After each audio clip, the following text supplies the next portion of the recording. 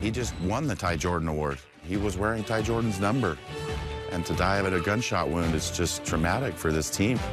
University of Utah football player dies after being shot last night at a party, and the gunman still remains on the loose. Well, good afternoon, everyone, and thanks for joining us here tonight. Police say Aaron Lowe died at the scene after a fight at that party escalated. A woman was also critically injured in that shooting. We have team coverage with reaction and condolences pouring in from athletes and many others. We start with Garna Mejia, who has been looking at the very latest on the investigation. Garna? Yeah, good afternoon, you guys. And police are still trying to understand what happened. Right now, they suspect that this was a house party. Some uninvited guests showed up, and when they were asked to leave, a fight broke out. Shots were fired, killing Aaron Lowe.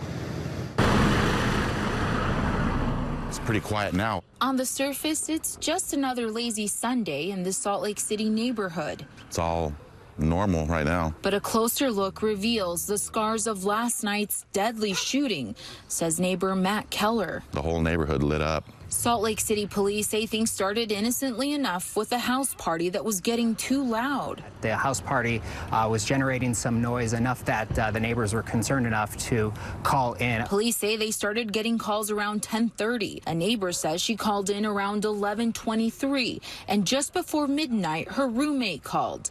The neighbor has asked not to be identified for safety concerns. They told us that it wasn't the first noise complaint, that they were going to send somebody out as soon as possible. The neighbor says there were at least 100 people at the party, spilling onto the street.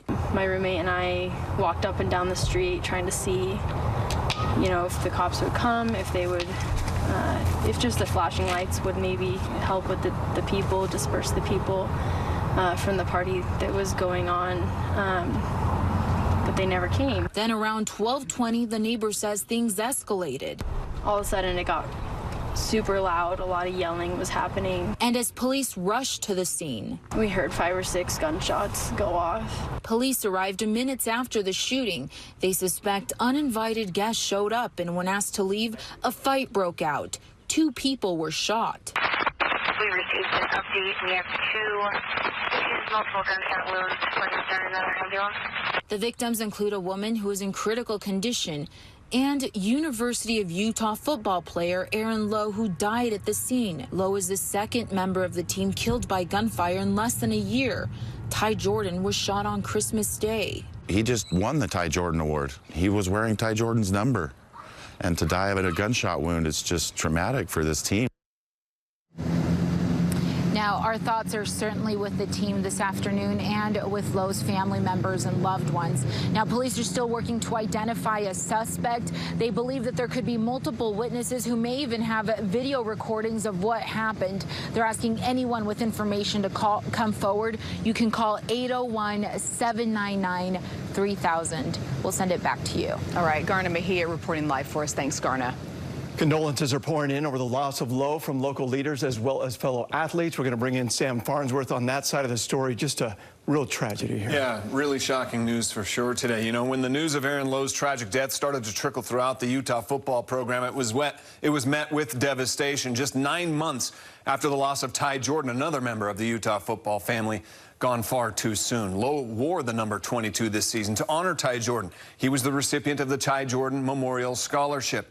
Coach Kyle Whittingham released a statement this morning saying, quote, "We are devastated to hear about the passing of Aaron Lowe. Our thoughts and prayers are with Aaron's family and friends, along with other individual who was harmed in this tragic incident. Aaron was a great teammate, friend, brother, and son, and was loved by anyone who crossed paths with him. He will be deeply missed." Athletic Director Mark Harlan added his remarks in a statement as well, saying, in part, quote, "Aaron was a terrific young man, a leader on our football team, and a rock of resiliency and courage. Our prayers are with Aaron's family, friends, teammates, and all who knew and loved him. We have been in communication with Aaron's family, and we are providing support to them." Now, of course, several teammates have been expressing their emotions over social media today. Player reaction tweets have been floating in all day long. Devin Lloyd, one of the leaders on defense, Cameron Rising, the new starting quarterback, expressing his condolences and love as well. Jaquinnon Jackson, a quarterback on the team, saying he is so hurt. Nick Ford, the starting center. God bless Lowe's soul. Can't keep losing our brothers.